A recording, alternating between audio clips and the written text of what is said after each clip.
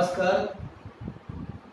माझ्या पर्सनल अकाउंटवरून मी हे Facebook live करतो. आपल्या सर्वांचं या फेसबुक लाईव्हमध्ये स्वागत करतो. मी आपल्या सर्वांचा मित्र राज असरोणकर. आज 31 जुलै मोहम्मद रफी साहेबांचा आज स्मृती दिन. संपूर्ण भारतभर रफी साहेबांच्या गाण्यांचे कार्यक्रम होत आहेत. प्रत्येक ठिकाणी त्याच्या जाहिराती सुरू आहेत. आपल्याला प्रत्येक ठिकाणी त्याचे लाईव्ह बघायला मिळत आहेत, अपडेट्स बघायला मिळत आहेत. अख्ख्या दिवसभरामध्ये संपूर्ण समाज माध्यमांमध्ये रफी साहेबांना आदरांजली देणाऱ्या पोस्ट आपण दिवसभर पाहिल्या. आणि या सगळ्याच्या पार्श्वभूमीवरती संपूर्ण देशभर जे कार्यक्रम होत आहेत, यामध्ये एक विशेष कार्यक्रम दरवर्षी होत असतो उल्हासनगरामध्ये Padmashri Mohammed Rafi fans club of उल्हासनगरच्या वतीने. हा कार्यक्रम उल्हासनगरमध्ये वर्षातून दोनदा होतो. एक 31 जुलैच्या दिवशी आणि दुसरा 24 डिसेंबर जो जन्मदिवस आहे त्या निमित्ताने. उल्हासनगरच्या रफी फॅन्स क्लबची संपूर्ण देशभरामध्ये चर्चा आहे. दूरदर्शनने सुद्धा याची दखल घेतलेली आहे. एक मोठा प्रेक्षक वर्ग रफी फॅन्स क्लबने तयार केला आणि उल्हासनगराची एक सांस्कृतिक ओळख आता हा क्लब झालेला आहे. आपल्या सोबत आहेत उल्हासनगरातील मोहम्मद रफी फॅन्स क्लबचे मुख्य संयोजक डॉक्टर प्रभू आहुजा. आपण प्रभू आहुजा यांच्याशी बोलणार आहोत ह्या क्लब संदर्भामध्ये. आणि एकूणच त्यांचं जे रफी साहेबांबद्दलचं जे प्रेम आहे की उल्हासनगरातला जो नागरिक आहे तो दरवेळेला असं बोलत असतो की डॉक्टर प्रभू आहुजा रफी साहब का बहुत बड़ा दीवाना है. तो हे जे दिवानेपण आहे ते नेमकं आलं कुठून या संदर्भामध्ये आपण डॉक्टर प्रभू आहुजा यांच्याशी बोलणार आहोत. मी ह्या चर्चेमध्ये आपल्या सगळ्यांचं स्वागत करतो. या चर्चेत डॉक्टर प्रभू आहुजा यांच्या सोबत आहेत रुपेश इंदुरकर, जे गेली 15 वर्ष हा कार्यक्रम ते ऐकतायत, त्या कार्यक्रमाला आवर्जून येत आहेत. आणि आपल्या सोबत आहेत समाधान पवार. समाधान पवार रफी फॅन्स क्लबचे एक सदस्य आहेत आणि ह्या कार्यक्रमामध्ये ते गोडगळ्याचे गायक म्हणून ओळखले जातात आणि खूप चांगली गाणी गातात. डॉक्टर प्रभू आहुजा यांच्यापासून मी सुरुवात करतो की हा जो क्लब आहे आज त्याला बघता बघता जवळजवळ 19-20 वर्ष होत आलेली आहे. कशी सुरुवात झाली याची आणि आपने कैसी इसकी शुरुआत की रफी फैंस क्लब की, कहाँ से शुरुआत हुई इसकी? मैंने फैन क्लब देखा जाए तो 1985 से उल्लासनगर में था, but because of budget problem low level पे कुछ लोग करते थे और एक ही कोई उल्लासनगर के एरिया में सर्व करते थे. तो 2000 में मुझे वो प्रोग्राम अटेंड करने को एक मौका मिला. तो मैंने उनसे बात किया कि भाई ये बड़े पैमाने पे क्यों नहीं करते. नहीं, हमारा बजट का प्रॉब्लम है तो हम लोग इसलिए छोटे पैमाने से करते. मैंने उनसे कहा कि ठीक है, अगले साल से मैं स्पॉन्सर करूँगा, थोड़ा बड़े पैमाने पर. तो उस तरह से फिर हमारी मुहिम चालू हुई. रफी फैन क्लब का एक जो मोमेंटम चालू हुआ, उसके बाद फिर बहुत सारे लोग जुड़ते गए. और 2000 में हमने फर्स्ट प्रोग्राम 31 जुलाई को किया. उसके बाद उसमें बहुत हमको लोगों ने सराहा. तो फिर हमने सोचा क्यों नहीं बर्थडे पे भी करें. अच्छा. फिर बर्थडे पे भी करते गए. ऐसा करते करते थोड़े स्पॉन्सर भी मिलते गए. कुछ लोग हमारा जो बजट था डिवाइड होते गया एक जैसा, तो थोड़ा उनको हेल्प मिलती गई. वहाँ से जो मुहिम चालू हो गई तो अब तक चालू ही है. साल में 2 बार बीच में हमने रेयर सॉन्ग्स का भी प्रोग्राम रखा था. तो ऐसा करते ये सारा जो ऑर्गेनाइजिंग होता है, क्योंकि बहुत बड़ी टीम आपकी इन सब के पीछे काम करती है. और हम देखते हैं कि आप जो यहाँ से आपके साथ में जुड़े हुए जो लोग हैं, फिर कोई रिक्शा वाला हो, कोई एम्बुलेंस चलाने वाला हो, ये सब इस काम में जुड़ जाते हैं. और हमने देखा है कि सिर्फ वो आपके साथ में जुड़े हुए इसके लिए ये सब लोग रफी साहब के गाने के दीवाने भी हैं. तो ये सब आपके संगत में आने के बाद में रफी साहब के दीवाने हुए या पहले से ये जो लोग हैं आपने रफी साहब का दीवाना देखकर ही उसको अपने साथ में रखा है? एक्चुअल बात क्या है? एक्चुअल मैं सबको परिवार की जैसा समझ के चलता हूँ। जैसे हमारा पेशा है डॉक्टरी का, तो हमारी उनको हमारे पास जैसे आते हैं ट्रीटमेंट के लिए, तो एक फैमिली की जैसा हो जाते हैं, तो उस तरफ जुड़ जाते हैं हमारे साथ में। तो हमारा दूसरा शौक है क्रिकेट खेलना, तो हमारी टीम में जो लोग रहते हैं या तो रफी की चाक होते हैं या तो फिर क्रिकेट की शौकीन रहते अच्छा। हैं। ये दोनों टीम मिलके जुड़ते जाते हैं हमारे साथ लोग। आज की आपकी जो उल्लासनगर में जो डॉक्टरी प्रैक्टिस है, तो पूरे शहर में एक लीडिंग प्रैक्टिस है, आप हमेशा व्यस्त रहते हो और आपको समय नहीं मिलता। कभी कभी हम लोग आते हैं तो बात करने के लिए समय नहीं होता है। तो ये साल में 2 बार आयोजन करना इतने बड़े प्रोग्राम का, म्यूजिशियंस वगैरह सबको कोऑर्डिनेट करना, ये जो समय है, ये ऊर्जा है, वो आपके पास कहाँ से आती है इतनी सारी व्यस्तता के बावजूद? इसको बोलते टाइम मैनेजमेंट। मैं रात को 11:30-12 के बाद बैठता हूँ, रफी साहब को सुनते रहता हूँ, और उस समय मेरे दिमाग में आइडियाज आते रहते हैं कि अगले प्रोग्राम में क्या रखना चाहिए, ये गाना नहीं हुआ। अब देखेंगे तो हमारे प्रोग्राम में गाने बहुत कम रिपीट होते हैं, नए नए सॉन्ग्स हो। तो मेरा मन वही है कि जब रफी साहब जो भी काम करके गए वो लोगों तक पहुँचाया जाए।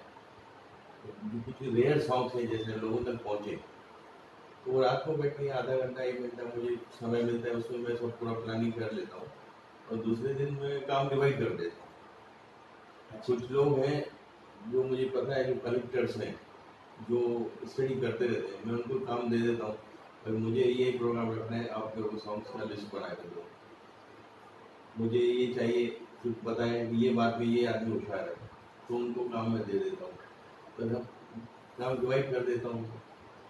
दूसरा ये है कि आप जो रफी फैंस क्लब है, जो सारे गायक, जो कलाकार हैं, सारे सिंगर्स जो है, तो इसमें से कहीं पर कोई प्रोफेशनल्स वगैरह बाहर काम करते हैं, या जैसे बाकी लोग जो रफ़ी नाइट जो करते हैं, उसमें बड़े लोग रहते हैं और 500, 1000, 2000 की टिकट्स लगाकर ये सब काम करते हैं। लेकिन आपके साथ में जो क्लब में मेंबर्स है, तो वो रफ़ी के फैंस हैं, बहुत प्रोफेशनल सिंगर्स नहीं है। उसके बावजूद जो टाउन हॉल में आप प्रोग्राम करते हैं, वो हॉल हमेशा खचाखच भरा हुआ रहता है। तो इसके पीछे राज क्या है? ये सब कलाकारों को लेके आप ये कैसे सब हासिल कर लेते हो? इसमें मैं कहना चाहूँगा कि मैंने स्टडी जो किया सिंधी मीडियम से किया, वो उर्दू से लागू होती है, तो इसलिए उर्दू का ज्ञान मुझे ज़्यादा है। तो जैसा तुम लोग यहाँ गाते हो, तो मैं आपका मिस्टेक्स पकड़ लेता हूँ एंड उर्दू ज़बान आपको सिखाता हूँ, तो हमारे जो परफॉर्मेंस होता है परफेक्ट होता है। आप कोई तो गाने बड़े जो कवर वर्जन आप रफी साहब भी सुनेंगे, बड़े बड़े लोगों ने गाए, तो वहाँ पे वो लोग उर्दू का मिस्टेक करते हैं। अच्छा। जो मिस्टेक हमारे प्रोग्राम में नहीं होते हैं, ओके। क्योंकि मैं आपकी गलतियाँ ऐसे पकड़ लेता हूँ और ये सब यहाँ करेक्ट होते हो जाते हैं। तो इसलिए लोगों का कोई जज्बा हमारा देख के अचरज होता है कि ये नॉन प्रोफेशनल होते हुए कैसा ऐसा परफॉर्म करते हैं। म्यूजिशियंस भी खुश होते हैं कि उनको भी अलग अलग तरीके से गाने बजाने को मिलते हैं, वो लोग भी फिर हमारा पब्लिसिटी करते हैं हर जगह पे। अच्छा। अब मैं जब गोखले का इंटरव्यू देखने इंटरव्यू में उसने डिस्क्राइब किया हुआ है। उषा खन्ना हमारे प्रोग्राम में आके गई, रवि शर्मा म्यूजिक डायरेक्टर आके गए, उन्होंने भी सराहना किया कि ये क्लब के लोग जज्बे से काम शाहिद रफी और नौशाद की शाहिद फैमिली भी रफी प्रोग्राम में आके गई है। एक तो फ्री प्रोग्राम है, तो उनको पता चलता है कि ये भाई मॉनिटरी गेम्स के लिए नहीं कर रही है, उनको असली में जज्बा है रफी साहब के लिए, इसलिए कर रहे हैं। दूसरी एक बात हम सारे मेंबर्स जो पॉइंट आउट करते हैं कि इस प्रोग्राम के पीछे आपकी एक फाइनेंशियल ताकत रहती है, आपका हार्ड वर्क रहता है, बहुत आप समय भी उसमें देते हो, लेकिन एक्चुअल प्रोग्राम में आप हमेशा पर्दे के पीछे रहकर काम करते दिखते हो। कोई ना कोई वहाँ पर जो सपोर्टिंग काम होता है उसकी जिम्मेदारी उठाते हो, कभी कोरस में गाते हुए दिखते हो। तो ये जो पोलाइटनेस है, या लोग क्या होते हैं, जो अरेंजर होता है तो वो भी बोलता है कि मैं भी 2 गाने इसमें गाऊंगा, लेकिन उल्टा आप तो खुद गाते नहीं हो और बाकी सिंगर्स के बारे में भी आप बहुत चूजे रहते हो कि ये गाना इसी सिंगर ने गाना चाहिए, ये इसी सिंगर ने गाना चाहिए। तो ये जो आपका नेचर है, ये आप कैसे मैनेज करते हो इसको? नहीं, इसको कैप्टनसी बोलते हैं। मुझे, मैं टीम का कैप्टन हूँ, मुझे जीतना है। तो क्योंकि मैं क्रिकेट भी खेलता हूँ, फुटबॉल भी खेलता हूँ, वहाँ भी कैप्टन हूँ, मुझे जीतना है। तो जीत में मैं अपने को समझो, मैं मेरे से अच्छा कोई है, कोई गा रहा है, तो मैं उसको काम दे दूंगा। मुझे पता है कि मैं अच्छा मैनेज कर सकूंगा, इसलिए मैं मैनेजमेंट का काम ले लेता हूँ। तो मैंने शुरू में ट्राई किया था कुछ गाने का, लेकिन मैंने देखा कि नहीं, वो और आवाज़ जो में वो नई तासीर नहीं है, तो इसलिए। और मैंने देखा कि नहीं, मेरा जो क्वालिटी है मैनेजमेंट में, तो मैं अपना एनर्जी मैनेजमेंट में लगा देता हूँ, और बाकी लोग जो मेरे से अच्छा गा रहे हैं उनको आगे करता हूँ। हमारे साथ में रुपेश इंदुलकर है। रुपेश को मैंने इसलिए यहाँ पर बुलाया कि वो रेगुलर पिछले 15 सालों से इस प्रोग्राम को अटेंड कर रहा है, उसको सुन रहा है। हर एक बदलते हुए कलाकार भी रुपेशनी देखे हुए आहे. काय वाटतं तुला रुपेश, मोहम्मद रफी फॅन्स क्लब जो उल्हासनगरचा जो आहे त्याचं एकूणच परफॉर्मन्स आयोजन तू नेहमी बघत आलेला आहेस, काय तुझं मत आहे याच्याबद्दल? खरंच म्हणजे ना खूप खूप कौतुकास्पद आहे कार्यक्रम असतो दरवर्षी. मी बघतो ना, गेले 15 वर्ष मी येतोय. हे ना एकट्या दुकट्याचं काम नाही, हे सगळं टीम वर्कचं काम आहे. परंतु त्याचं आता कालच मी निश्चितपणे सरांनी उत्तर दिलं होतं मला. काल मी स्टेजवर गेलो कार्यक्रम सुरू होण्यापूर्वी. मी म्हटलं, सर खूप चांगलं काम करताय तुम्ही. तुम्ही गोड करायच्या माणसाला तुम्ही ते कार्यक्रम आणि एक चांगला असं आम्हाला रसिकांना दाखवताय. समाधानजी पण होते माझ्याबरोबर. तेव्हा रसिक सरांनी फक्त एक मिश्किलपणे उत्तर दिलं, मी काही मोठं वगैरे नाहीये, मी फक्त कॅप्टन आहे. तर मी सरांना बोललो, सर कॅप्टन सुद्धा महत्त्वाचा रोल करतो, तुमचा खरंच तो महत्त्वाचा रोल आहे. कारण कॅप्टन मजबूत असेल ना तर बाकी सगळे ते चालतात. तर खरं सरांचं म्हणजे कौतुक करावं तेवढं थोडंच आहे. आणि गाणी ती मी सरांनी सांगितलं, जशी अननोन गाणी आहेत, म्हणजे जी गाणी आम्ही कधी ऐकली नाही आहेत, पण ती गाणी तिथं ऐकायला मिळतात. आणि ती गाणी इतकी सुंदररित्या ऐकायला मिळतात, म्हणजे त्यांचा तो वाद्यवृंद सुद्धा खूप सुंदररित्या त्यांचं काम बजावत असतात. सिंगर देखील आपली कामं चांगले बजावतात. गेले 15 वर्ष बघतोय ना कार्यक्रम, बरं वाटतं.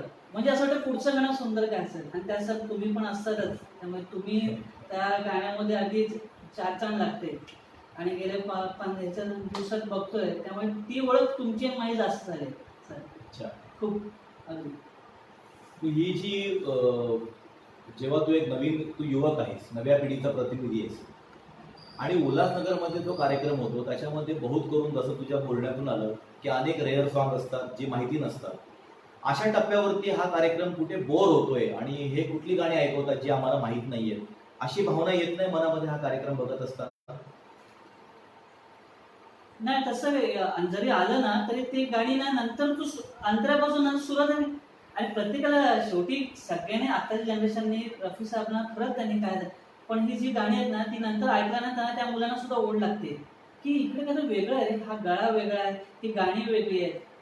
आणि त्यामध्ये एक आणखीन चांगलं नमूद करतं यादव सरांचं. ते येतात, माईक घेतात आणि माईकवर गाण्याचे इतकं त्यांचा म्हणजे अभ्यास असतो ना त्यांचा, खरंच खगोल अभ्यास आहे त्यांचा.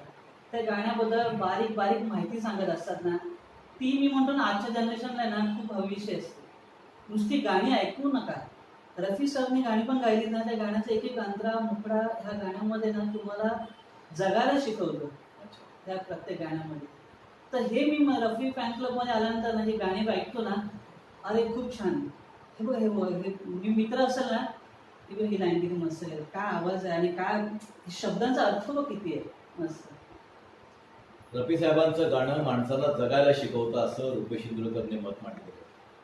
आणखी एक गोष्ट डॉक्टर साहेबांची त्या तुम्हाला महत्वाची मला सांगायची आहे की ज्या वेळेला ह्या गाण्यांची यादी सुरू असते आणि प्रत्येक गायक त्याचा आवाज डॉक्टरांच्या डोळ्यासमोर असतो आणि त्याबरोबर गळा पकडून त्या गाण्यांचं वितरण जे आहे, डिस्ट्रीब्युशन, हे त्या गायकांना होत असतं. सगळी यादी इथे डॉक्टर ठरवतात, त्या गाण्यांचं डिस्ट्रीब्युशन जे आहे ते सुद्धा डॉक्टर करतात आणि त्यांना कुठला गायक हे गाऊ शकेल किंवा गाऊ शकणार नाही याचा नेमका अंदाज असतो. आणि आणखी एक महत्वाची गोष्ट की कार्यक्रम झाल्यानंतर ज्याचा परफॉर्मन्स चांगला आहे त्याचं डॉक्टर अत्यंत तोंड भरून कौतुक करतात. ही त्या गायकासाठी खूप मोठी गोष्ट असते, कारण सहसा आमचा अनुभव असा आहे की डॉक्टर साहेब सहसा एखाद्याचं कौतुक करत नाहीत उगीच. यंदाच्या कार्यक्रमामध्ये डॉक्टरांनी अगदी विशेष करून उल्लेख केला आणि कौतुक केलं रफी फैन क्लब का सदस्य समाधान पवार यात्र। डॉक्टर साहब क्या लगा आपको कि ये समय में आपने जो हमारा ग्रुप है उस ग्रुप में आपने स्पेशली मेंशन किया कि समाधान पवार का परफॉर्मेंस ये समय में अच्छा था, ऐसी क्या बातें आपको दिखी जो इन्होंने एक सिंगर करके डेवलप किया अपने आप में? समाधान जी एक साल से 2-3 प्रोग्राम में गा चुके हैं, तो जैसा VS पहले मुझे नहीं लग रहा था कि इनमें उतना इम्प्रूवमेंट आएगा, लेकिन फिर जैसे रिहर्सल में आते गए तो लग रहा था कि मेहनत कर रहे हैं और प्रॉपर ट्रेनिंग भी ले रहे हैं। उनकी जबान भी उनकी सुधर रही थी, आवाज़ में भी निखार आ रहा था। तो ये देख के फिर मैंने उनको उस प्रकार के चैलेंजिंग देना शुरू किया और मैं उस स्टेज पे खुश हो रहा था कि मेरा एलिमेंट सही निकला और ये भी खरे उतरे। समाधान काय वाटतं तुझा रफी फॅन क्लबला तू कधी जॉईन झालास आणि कसं तुला इथला तुझा काय अनुभव आहे या क्लब बद्दलचा? ॲक्च्युली मला आधी माहिती नव्हतं, उल्हासनगरमध्ये मी जवळजवळ 20 वर्षापासून राहतो, पण मला 5-6 वर्षापूर्वी कळलं की इथे रफी फॅन क्लब म्हणून आहे. मग मी यायचो रात्रीचं, पूर्वी बुधवार आणि शुक्रवारी प्रॅक्टिस चालायची, तर मी बुधवारी आणि शुक्रवारी म्हणजे आवर्जून यायचो. बुधवार आला, आज बुधवार आहे आणि रात्री 9 वाजता सुरू होणार प्रॅक्टिस. तर मी यायचो आणि पाठीमागे खुर्च्यांवर बसायचो आणि ऐकायचं गाणी आधी की हे सगळे लोक एवढी चांगली गाणी गातात, मला कधी मिळेल चान्स. अच्छा, मला नेहमी असं वाटायचं की मला चान्स कधी मिळेल गायला स्टेजवर वगैरे. आणि मग मी येत गेलो आणि एक दिवस डॉक्टर साहेबांना मी बोललो की सर मुझे भी गाना है गाना. तो मी बोला ठीक आहे, आप एक बार गा के देखो. आणि मी अशी सहज प्रॅक्टिसला 1-2 वेळा गाणं गायली. त्याच्यानंतर सरांनी हळूहळू मतलब कार्यक्रमामध्ये खूप उशिरा नंबर लागला आपण. हो. मला वाटतं जवळजवळ 2-3 वर्ष. 2 वर्ष तरी मी येत गेलो हा. आणि नंतर मग माझा नंबर लागला. अच्छा, आणि मग पुढे मग गाण्याची संख्या वाढली. आता तर इथे सांगलं की नाही, इथे ना म्हणजे खुल्या मनाची सगळी माणसं आहेत, पण एक शिस्त पण आहे इथे की कोणालाही उभा करून माईक घे आणि तू गा असं नाही. एक शिस्त आहे. तर ते खरोखर गळा चांगला आहे की ते सर जसं तुम्ही म्हणाल तसं सर ते बघतात, त्याला प्रयत्न करायला सांगतात किंवा नंतर त्याला की आप और कोशिश करो अच्छा होगा आणि त्याला हे देतात, त्याला म्हणजे पुन्हा चान्स देतात की हे मोठेपण असते. असं म्हटलं जातं की रफी साहेबांची जी गाणी आहेत ना ती एक प्रकारची शाळा आहे. त्या गाण्यांमध्ये भरपूर काही शिकायला मिळतं. युनिव्हर्सिटी आहे ती खूप मोठी संगीताची. तुला असा अनुभव आला रफी साहेबांची गाणी गाताना? किंवा मला असं माझी अशी माहिती आहे की तू पूर्वी किशोर कुमारची वगैरे जास्त गाणी गायचास किंवा कुमार शानू वगैरे असं गायचास. एकदम किशोर कुमार कडून डॉक्टर साहेबांनी ऑपरेशन करून आता मोहम्मद रफी केलाय, तर काय आता फिलिंग्स काय? परिपूर्ण मी मोहम्मद रफी साहेबांचा फॅन झालेलो. अच्छा, कारण त्यांची गाणी एवढी ऐकली मी आता आणि त्यांच्या प्रत्येक गाण्यामध्ये भरपूर काही शिकण्यासारखं असतं. प्रत्येक छोटे छोटे नोट्स, त्यांचे सूर आणि नोट्स वगैरे लागायला म्हणजे एवढा शिकायला मिळतं त्यांच्या गाण्यातून की खूप आनंद मिळतो गाणं गाताना. एखादं गाणं तुमचं कुठलं असेल तर साहेबांचं खूप सुंदर गीत आहे आणि त्या गीतामुळे त्यांना म्हणजे त्यांनी म्हटलंय त्या गीतामध्ये की जमाना मेरे बाद मुझको मेरे बाद जमाना तुम दे. बोलेगा. त्या गाण्याची मी 4 लाईनी ऐकू. 2 ओळी. दिल का सुना सा तराना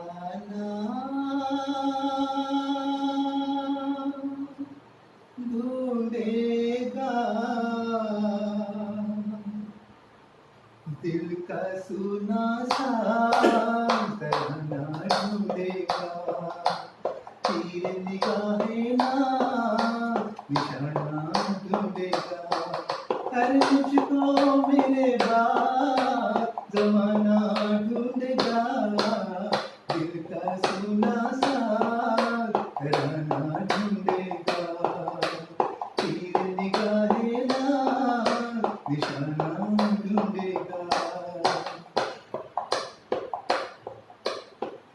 लोग मेरे ख्वाबों को चुरा के ढालेंगे अफसानों में, मेरे दिल की आग बढ़ेगी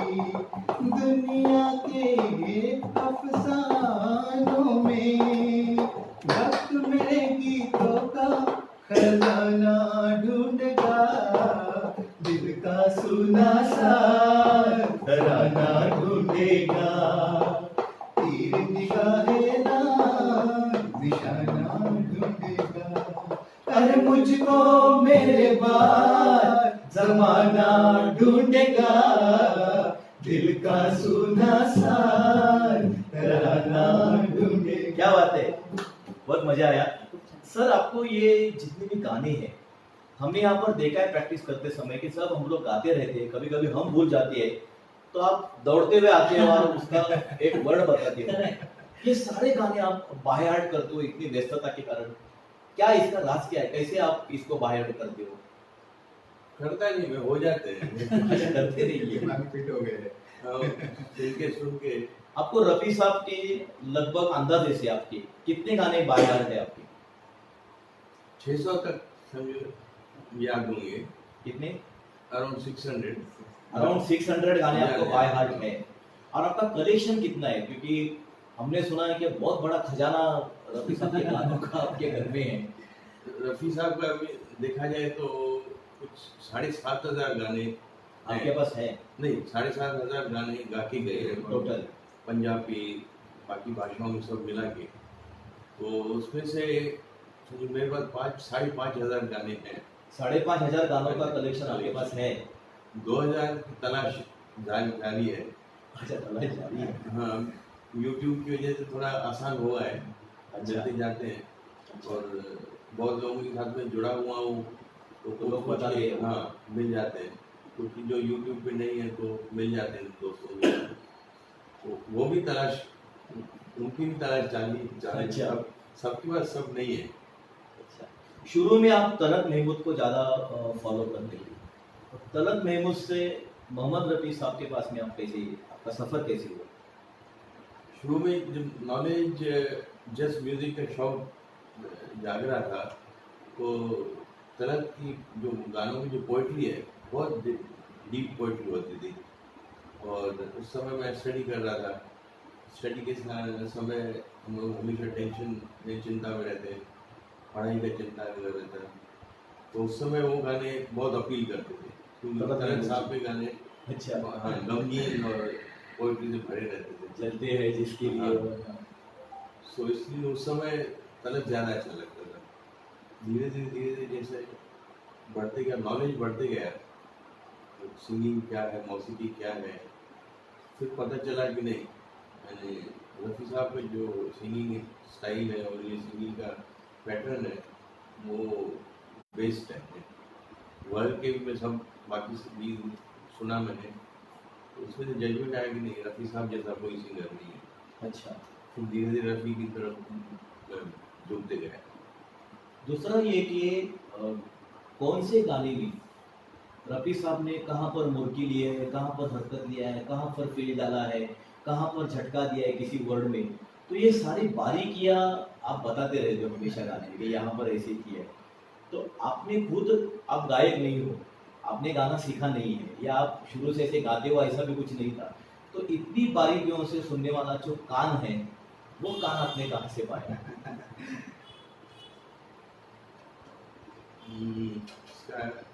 जैसा कि मैं बोलूँ कि मैं अंपायरिंग का काम कर रहा हूँ, तो सामने दिखाई देता है मुझे कौन अच्छा खेल रहा है, गलत खेल रहा है। तो ये गॉड गिवन गिफ्ट है, डेवलप नहीं किया मैंने, जिस गॉड में ऐसा लगता है मुझे गॉड गिवन गिफ्ट है, जल्दी कोई भी चीज़ में पकड़ लेता हूँ। अच्छा, तो क्योंकि गानों की लिस्ट मैं बनाता हूँ, लिस्ट बनाने से पहले मैं उनको 10 बार सुनता हूँ, तो ये गीत ऐसा, ये इसको जाना चाहिए, ये सिंगर को जाना चाहिए, तो वो जजमेंट लेके जो जहन में वो गाने चले जाते हैं। और एक बात इस क्लब की खासियत है, जो भी कई लोगों ने इसको पॉइंट आउट किया है, कि आपके इस क्लब के प्रोग्रामों में छोटे बच्चे गाते हैं। शुरू में भी पहले भी बच्चे थे, आज भी स्कूल के जो बच्चे हैं वो गा रहे हैं, और रफ़ी साहब के गानों को बड़ी खूबी से एकदम वो गा लेते हैं। तो ये क्या मामला है, मतलब आप ये बच्चों को जो इंट्रोड्यूस करते हो, उसके पीछे क्या राज है, मतलब ये? नहीं, यही तो हमारी मुहिम है कि रफ़ी साहब को जितना हम लोग फैला सकें तो उतना फैलाते जाए, तो नई पीढ़ी भी रफ़ी साहब को सुने और उनसे कुछ प्रेरणा ले, क्योंकि रफ़ी साहब के गीत जो है सब फिलोसफी से भरे पड़े हैं। अच्छा, जैसे ही यंग जनरेशन के लोग सुनते हैं और समझने लगते हैं तो फिर वो खो जाते हैं। और हमारा वही है कि इनको जो अभी के जो गीत है उनसे थोड़ा दूर हटाएं, क्योंकि उसमें कोई सब्सटेंस है नहीं आज के गीतों में। अच्छा। धीरे धीरे जैसा बच्चे लोग ये नए गीतों से दूर आ जाए। एक जनरेशन से नई जनरेशन तक का ये सफर भी आप इस क्लब के माध्यम से उसको कर रहे हैं, क्योंकि हमने देखा कि शुरू के दौर में जो बच्चे गा रहे थे, तो आज वो बड़े हो गए हैं और फिर नए बच्चे इसमें इंट्रोड्यूस हो गए हैं। ये आगे का जो आपका जो प्लान है इस क्लब के पूरे सफर के बारे में, तो वो क्या आपने क्या प्लान किया है?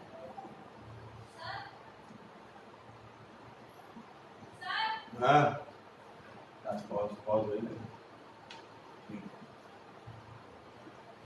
सर राज सर, तुम्ही पण रफी फॅनची खूप मोठी फॅन आहात आणि तुम्ही पण भरपूर त्यांची गाणी गातात हा.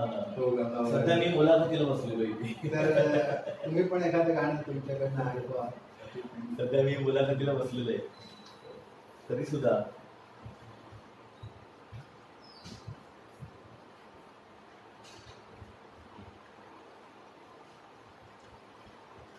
डॉक्टर साहेबांनी काय केलंय की माझ्यावरती एक देवानंद शिक्का मारली आणि त्यांचं असं झालंय की देवानंदची कुठली गाणी असली तर ती त्यांना पहिला रेफरन्स त्यांचा आपल्याकडे असतो. आणि मी पहिलंच गाणं रफी फैन क्लब मध्ये जे गायलं, यहाँ पर मैंने जब एंट्री की थी तो 2 गाने मैंने उस प्रोग्राम में गाए थे। मयूर लॉन्स में वो प्रोग्राम हुआ था और उसमें से एक जो गाना था वो गैम्बलर का था, मेरा मन तेरा प्यासा, मेरा मन तेरा, पूरी कब होगी आशा, मेरा मन तेरा, मेरा मन तेरा प्यासा, मेरा मन ते। और दूसरा जो मेरा गीत था वो भी देवानंद का गीत था, वो था ज्वेलथिप में था, दिल पुकारे आरे आरे आरे, दिल पुकारे आरे आरे आरे, अभी ना जा मेरे साथी, दिल पुकारे आरे आरे आरे।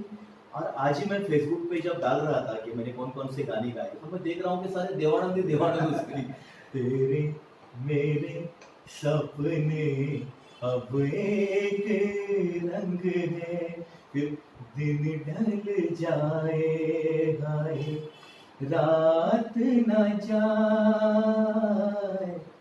और एक बात मैं मेरा अनुभव बताना चाहूंगा क्लब का कि हम यहाँ पर कैसे सीखते हैं।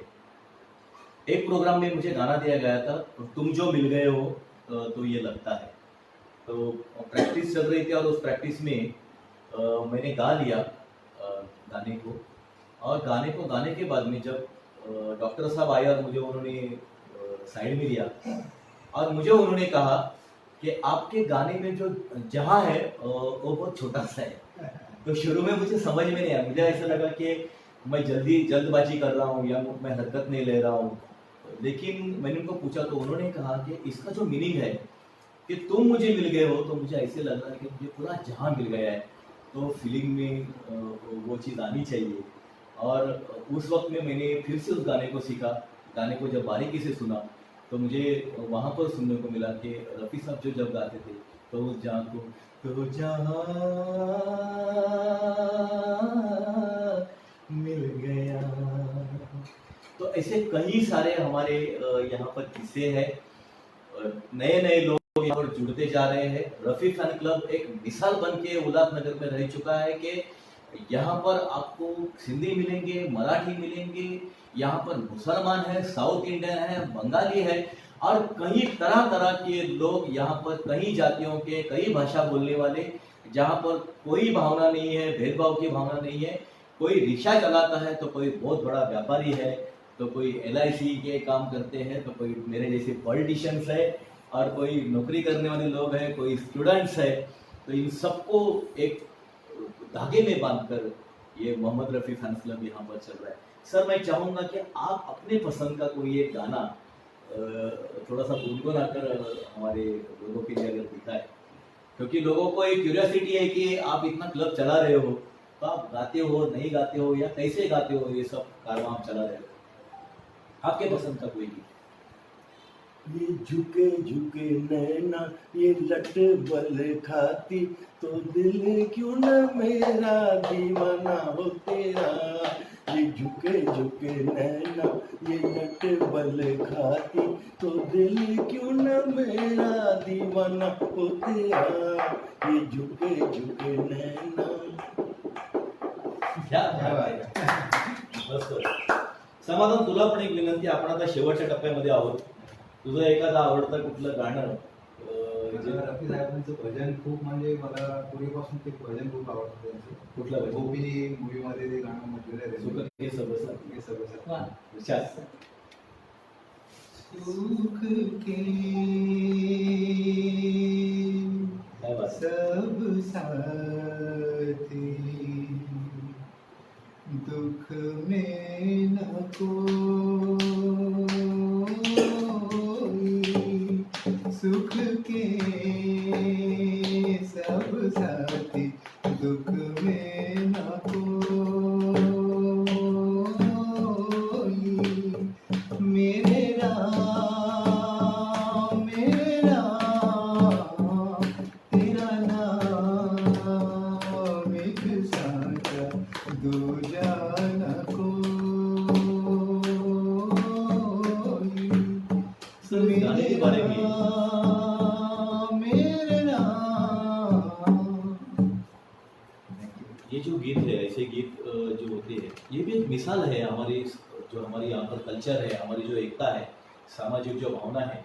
क्योंकि इन कई ऐसे गीत हैं जिनको लिखा है मुसलमानों ने, उसको संगीत जो दिया है वो मुसलमानों ने दिया है, गाया है एक मुसलमान ने। जो पिक्चराइजेशन होता है, हम दिलीप कुमार के चेहरे के ऊपर को जो भाव देखते हैं जब ये गाना चलता है, तो ऐसे लगता है कि जैसे राम का दिलीप कुमार के सिवाय कोई दूसरा भक्त नहीं। आप कैसे देखते हो इन रफी साहब की भी जो सारी आवाज है, और हमारे ध्यान में भी नहीं आता कि मोहम्मद रफी नाम है, कितनी बार हम लोग अपने जबान पे लेते हैं मोहम्मद रफी नाम, लेकिन ये कौन से जात का है, कौन से धर्म का है, कभी ये भावना छूती भी नहीं है। आप कैसे देखते हैं इन सारे माहौल को? देखा जाए तो देवर ट्रूली प्रोफेशनल, उनका हुनर भरा पड़ा था, और जिसके पास हुनर होता है, यानी सरस्वती है, तो वो कभी नहीं सोचते कि हम हिंदू हैं कि मुसलमान हैं।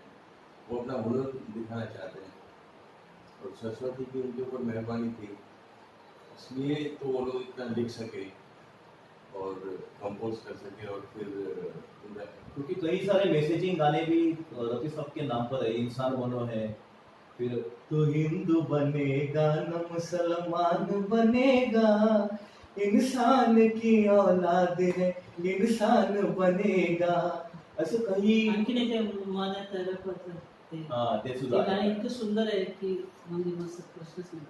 आपने कई लोगों को बुलाया, मराठी भी गाने आप आपकी जानकारी में रहते, आप सुनते हो और मराठी बोल भी अच्छा लेते हो, तो ये सारे जो बातें हैं, ये कैसे जुड़ के आती है आपके एक पर्सनैलिटी के अंदर, एक सिंगल पर्सनैलिटी के अंदर इतनी सारी जो बातें हैं, वो किस तरह से आप मैनेज करते हो? नहीं, हमारे जैसे ही हम लोग उल्लासनगर से कॉलेज छोड़ के ग्रेजुएशन के लिए बॉम्बे गए, तो कॉस्मोपॉलिटन एटमॉस्फियर था। तो सब स्टूडेंट, कोई मुस्लिम है, कोई पंजाब की है, कोई बंगाली है, तो वहाँ से वो कल्चर आ गया कि ग्लोबल सिटीजन का एक भावना आ गई कि हम लोग बहुत सारे स्टूडेंट थे जो हमेशा UK USA की बात करते थे, तो उनको सुन के ग्लोबल पिक्चर आ जाता है कि हम ग्लोबल सिटीजन हैं। तो इसलिए कुछ भेदभाव रहता नहीं है, सब वो सब निकल जाता है। क्योंकि देखा जाए समुद्र एक है, आसमान एक है, अच्छा अभी जमीन बटा हुआ है, बाकी तो सब एक ही है। अच्छा, आसमान एक और जमीन बटी हुई है। समुद्र एक है। समुद्र एक है लेकिन जमीन बटी हुई है। क्या बात है, ये तो बहुत बड़ी बात की। ऐसे कई मैसेज रफी साहब के गानों में से इंसानियत के हमें सुनने को मिलते हैं। कई सारे गीत हैं, लेकिन रफी फैन क्लब हमेशा बात करता है थोड़े, हमेशा रेयर सॉन्ग्स की वगैरह बात करता है। जैसे इस प्रोग्राम में ऐसे भी गाने लोगों ने सुने हैं। तेरे प्यार ने मुझे गम दिया, तेरे गम की उम्र दराज हो, वो जमाना आए, खुदा करे मेरे प्यार पर तुझे नाज हो, तेरे प्यार ने। ये ऐसे गीत है कि जिस गीतों में लक्ष्मीकांत पैरलाल नए नए संगीतकार करके आए थे और वो चाहते थे कि रफ़ी साहब उस वक्त में बहुत बड़ा नाम था, वो हमारे साथ में गाए। रफ़ी साहब ने ना बल्कि उनके साथ में गाया, लेकिन ऐसे गानों की उन्होंने जो कीमत होती है, जो उनका मुआवजा होता है, वो भी उन्होंने गाने के लिए लिया नहीं है। और कई संगीतकारों को इनकरेज किया है, कई जरूरतमंद लोगों की रफ़ी साहब ने मदद की है, कहीं कलाकारों को हाथ दिया है। एक सच्चा कलाकार जिसको बोलते हैं वो हम बोल सकते हैं।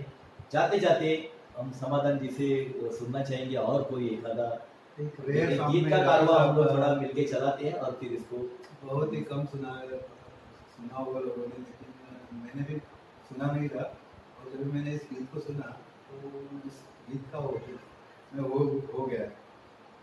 कहाँ जा रहे थे, कहाँ आ गए हम, क्या बात। कहाँ जा रहे थे, कहाँ आ गए हम, किसी की अदाओं पे, किसी की अदाओं पे टकरा गए हम, टकरा गए हम, कहाँ जा रहे थे। जाने वालों जरा मुड़ के देखो मुझे, एक इंसान हूँ मैं तुम्हारी तरह, जिसने सब को रचा अपने रूप से, उसकी पहचान हूँ मैं तुम्हारी तरह, जाने वालों जरा। दीवाना हुआ बादल, सावन की घटा छाई, ये देख के दिल झूमा, ली प्यार ने अंगड़ाई, दीवाना हुआ बादल। पहले मिले थे सपने, पहले मिले थे सपनों में और आज सामने पाया, मैं कुर्बान जाऊं तुम संग जीवन ऐसे कटेगा जैसे धूप संग छाया, मैं कुर्बान जाऊं। घर झूम के चलो तुम ऐ जाने जिंदगानी, पत्थर कभी कलेजा हो जाए पानी पानी। घर झूम के चलो तुम ऐ जाने जिंदगानी, पत्थर कभी कलेजा हो जाए पानी पानी। पूरे बदन पर नाना आंचल और रंग ले आया, है कुर्बान जाऊं। पहले मिले थे सपनों में और आज सामने पाया, है कुर्बान जाऊं। है कुर्बान जाऊं।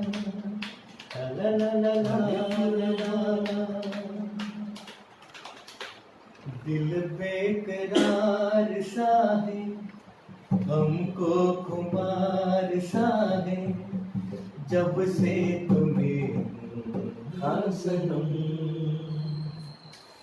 दिल बेकरार सा है, हमको खुमार सा है, जब से तुम्हें देखा सनम। मौसम नशे में चूर है, कुछ पी के आई है घटा, बस कुछ न पूछो आज क्या पैगाम लाई है घटा है। अब हमें जाना प्यार क्या है, तेरे जुल्फों की कसम। दिल बेकरार सा है, हमको खुमार सा है, जब से तुम्हें देखा सनम। और आखिर में तुम मुझे यूं भुला न पाओगे, हाँ तुम मुझे यूं भुला न पाओगे, जब कभी भी सुनोगे गीत मेरे, संग संग तुम भी गुनगुनाओगे, हाँ तुम मुझे यूं भुला न पाओगे, हाँ तुम मुझे यूं